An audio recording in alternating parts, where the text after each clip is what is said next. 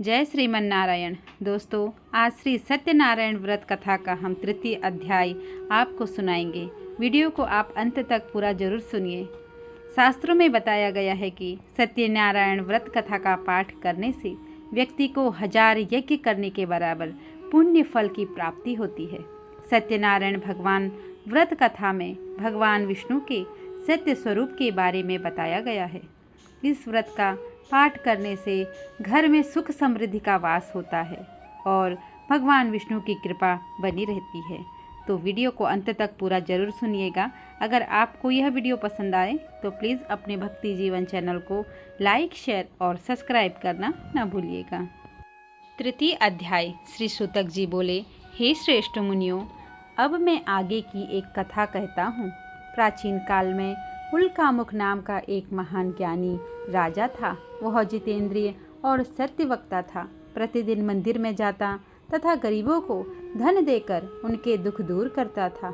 उसकी पत्नी कमल के समान सुंदर मुख वाली और सती साध्वी थी। एक दिन भद्रशिला नदी के तट पर वे दोनों विधि विधान सहित श्री सत्यनारायण भगवान का व्रत कर रहे थे। उस समय वहाँ साधु नामक एक वैश्य आया। उसके पास व्यापार के लिए बहुत सा धन था। वह वैश्य नाव को नदी किनारे पर ठहराकर राजा के पास आया।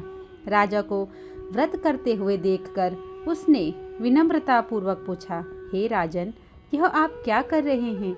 मेरी सुनने की इच्छा है। कृपया आप यह मुझे भी समझाइए। महाराज उल्कामुख ने कहा, हे साधु वैश्य, मैं अपने बंधु बांधवों के साथ पुत्र की प्राप्ति के लिए श्री सत्यनारायण भगवान का व्रत व पूजन कर रहा हूँ। राजा के वचन सुनकर साधु नामक वैश्य ने आदर से कहा, हे राजन, मुझे भी इसका संपूर्ण विधि विधान बताइए। मैं भी आपके कहे अनुसार इस व्रत को करूँगा। मेरी भी कोई संतान नहीं है।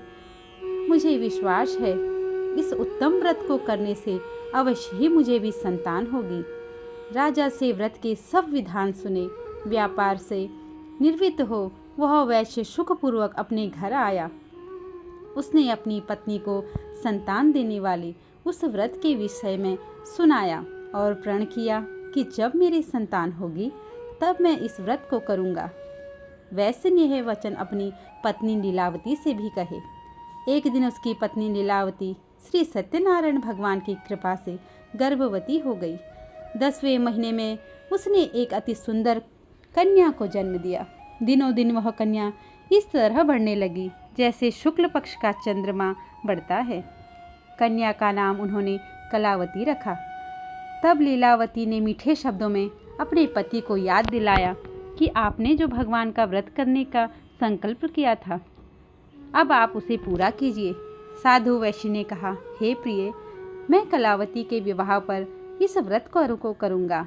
इस प्रकार अपनी पत्नी को आश्वासन दे वह व्यापार करने विदेश चला गया। कलावती पितृगृह में वृद्धि को प्राप्त हो गई। लौटने पर साधु ने जब नगर में सखियों के साथ अपनी वयस्क होती पुत्री को खेलते देखा तो उसे उसके विवाह की चिंता हुई। तब उसने एक दूत को बुलाकर कहा कि उसकी पुत्री के लिए कोई सुयोग्य वर देखकर लाइए। दूत साधु समझ वैश्य की आज्ञा पाकर कंच नगर पहुंचा और देखभाल कर वैश्य की कन्या के लिए एक सुयोग्य वर्णित पुत्र ले आया। उस सुयोग्य लड़के के साथ साधु नामक वैश्य ने अपनी बंधु बांधवों सहित प्रसन्नचित होकर अपनी पुत्री का विवाह कर दिया। दुर्भाग्य से वह विवाह के समय भी सत्यनारायण भगवान का व्रत करना भूल गया। इस पर श्री सत्यनारायण भगवान अत्यंत क्रोधित हो गए। उन्होंने वैश्य को श्राप दिया कि तुम्हें दारुण दुख प्राप्त होगा और फिर अपने कार्य में कुशल वह वैश्य अपने दामाद सहित नावों का बेड़ा लेकर व्यापार करने के लिए सागर के समीप स्थित रत्नसागरपुर नामक नगर में गया। रत्नसागरपुर पर चंद्रकेतु नामक राजा राज्य करता था। दोनों ससुर जमाई चंद्रकेतु राजा के उस नगर में व्यापार करने गए। एक दिन भगवान सत्यनारायण की माया से प्रेरित एक चोर राजा चंद्रकेतु का धन चुराकर भाग रहा था। राजा के दूतों को अपने पीछे तेजी से आते देखकर चोर ने घबराकर राजा के धन को वैश्य की नाव में चुपचाप रख दिया, जहाँ वे ससुर जमाई ठहरे हुए थे, और भाग गया। जब दूतों ने उस वैश्य के पास राजा के धन को रखा देखा तो उन्होंने उन ससुर दामाद को ही चोर समझा।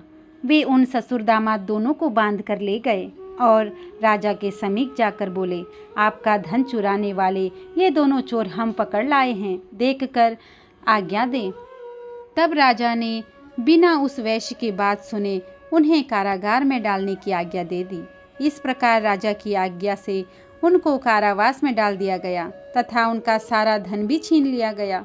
सत्यनारायण भगवान के श्राप के कारण उस वैश्य की पत्नी लीलावती व पुत्री कलावती भी घर पर बहुत दुखी थी। उनका सारा धन चोर चुरा कर ले गए।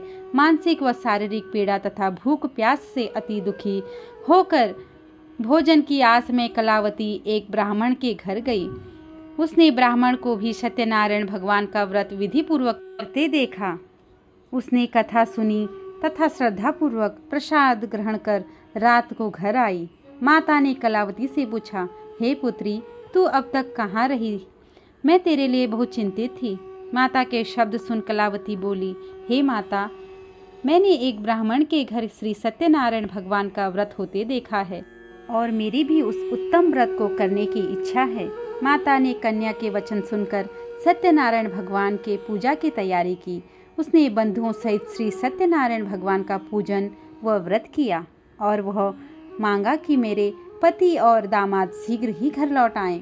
साथ ही में विनती की कि हे प्रभु, अगर हमसे कोई भूल हो तो हम सबका अपराध क्षमा करो।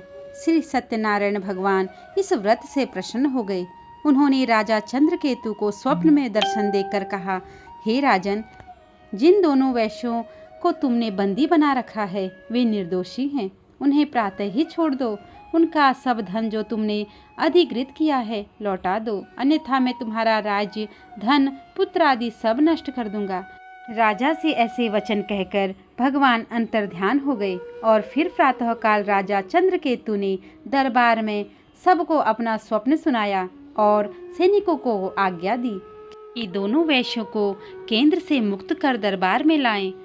दोनों ने आते ही राजा को प्रणाम किया। राजा ने कोमल वचनों में कहा, हे महानुभावों, तुम्हें अज्ञातवश ऐसा कठिन दुख प्राप्त हुआ है, अब तुम्हें कोई भय नहीं है, तुम मुक्त हो। इसके बाद राजा ने उनको नए नए वस्त्राभूषण पहनाए तथा उनका जितना धन लिया था उससे दुगना लौटाकर आदर से विदा किया।